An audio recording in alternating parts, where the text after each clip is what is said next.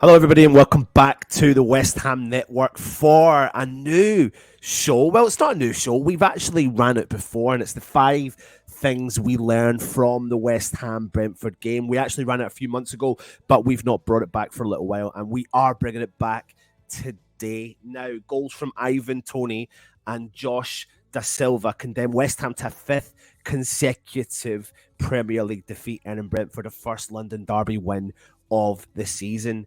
And that extended their unbeaten league streak to 5 games. And last night, that also prolonged West Ham to an ongoing losing run of the same total. Now, the host started off the evening, kick off fairly positively. Ivan Toney's opener on 18 minutes could have been considered slightly against the run of early play. The forward pounced on a rebound, and after a volley from Norgard, it was parried towards him to open the scoring. Just prior to halftime, a long pass from Toney in behind the West Ham back line gave Josh Da Silva the chance to take on Aaron Creswell for pace, and the Brentford man breezed past the fullback and had the time to coolly slot the ball into the bottom corner with his first touch. Brentford were able to see out the majority of the second half with relative comfort, and it was not until the last few minutes of the game that West Ham were able to create any real attacking momentum. A very well-deserved away victory for Brentford. And of course, there was applause, 1 minute's applause for the legend that is Pelé, who unfortunately passed away earlier in the week. But let's get started. Here are some of the main talking points following last night's fixture. 5 things we learned in relation to the game last night. And the first thing up is our defence is faltering. What do I mean by that? So even throughout the West Ham's poor start to the 22-23 Premier League campaign, our defensive record has been fairly an impressive one.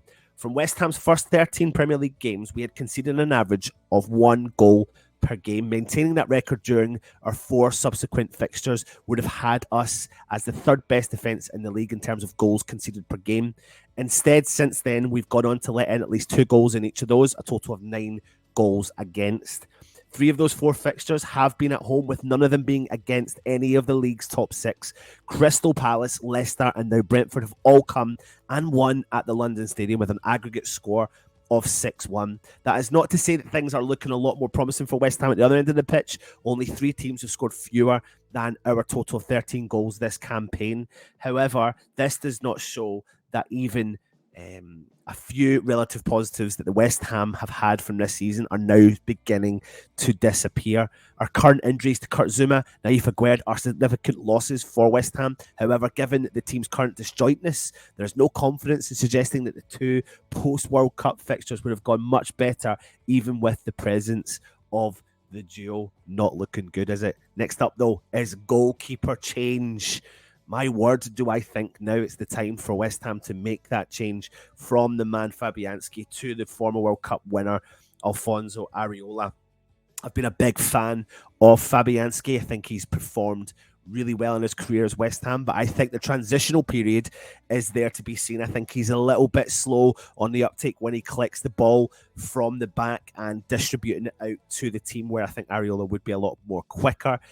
We know Fabianski protects his line a lot more solid than what Areola does, but Areola can progress the game, and that's what we probably need, is a player from the back to push West Ham further forward. That is something that we are crying out for.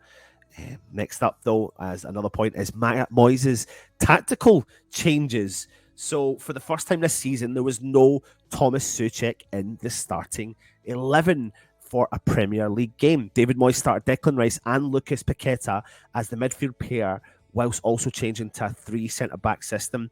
Admittedly, it had been a fairly positive start to the game from West Ham. Not being able to deal with a long throw into the box was where West Ham came unstuck for the original opening goal, not something relating to the team's structural setup.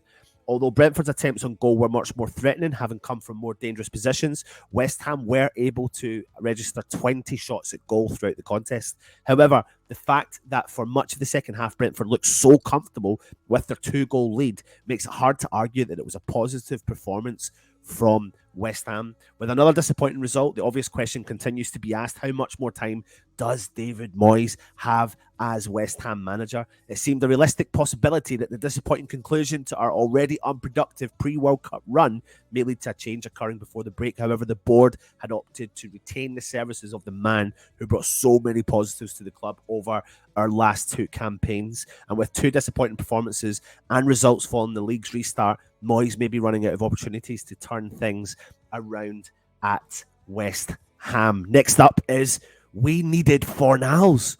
Where was Fornals? Not only does he offer a tricky and clinical option in the midfield, but he can be tenacious. And when the press is against you, there is no other player who will fight to win that ball back for the team. Debates have taken place on what is Fornals' best position, but as of late, a free-flowing role has really suited him. And he was harshly benched for the clash before the World Cup against Crystal Palace after a standout performance in the midweek victory over FCSB in the conference, where he scored 2 goals. And he was at his creative best in that game. He had 65 touches with 95% success rate and 2 key passes on the evening. And even in the defeat, Pablo's and against Blackburn, he added to his tally in the Carabao Cup, even though we were beat. But even in defeat, his individual performance may have caught the eye of David Moyes, but it didn't. He played 77 minutes, scoring 1 goal. He had 56 touches with 86% pass completion. He was successful with 100% of his dribble attempts, 100% of his long balls. He won 3 from his 4 attempts at ground duels and added 4 key passes. Tough to ignore.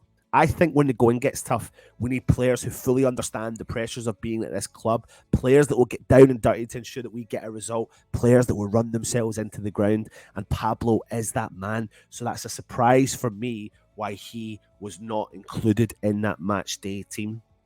Next up, and finally, the last point is that Brentford are genuinely a top side. Following their promotion from the Championship at the end of the 2021 season, Brentford have looked like a well-established Premier League unit. In the first season of top flight since 1947, they comfortably negotiated the threat of relegation.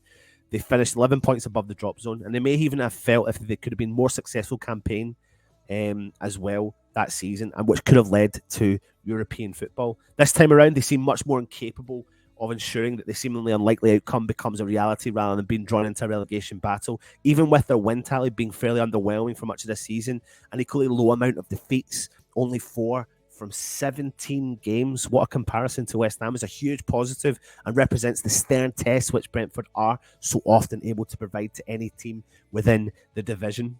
Brentford have managed to gain some very impressive form as of late, and what seems to be a difficult time to do so. From the last 3 fixtures, a trip to Man City, the visit of Tottenham, and last night's game, they picked up a hugely impressive total of 7 points. Another tough test awaits next up, the visit of Liverpool, before the fixture list gradually eases up for Thomas Frank's side. And there you go. There is your 5 things we learned from the West Ham Brentford game. If you're new around here, please hit that subscribe button. Give us a helping hand. Support the channel as much as you can. Leave your thumbs up as well. Give us your comments and let me know what you think of the revamped 5 things we learned from the West Ham Brentford game. Take it easy. Happy New Year. Come on, you irons.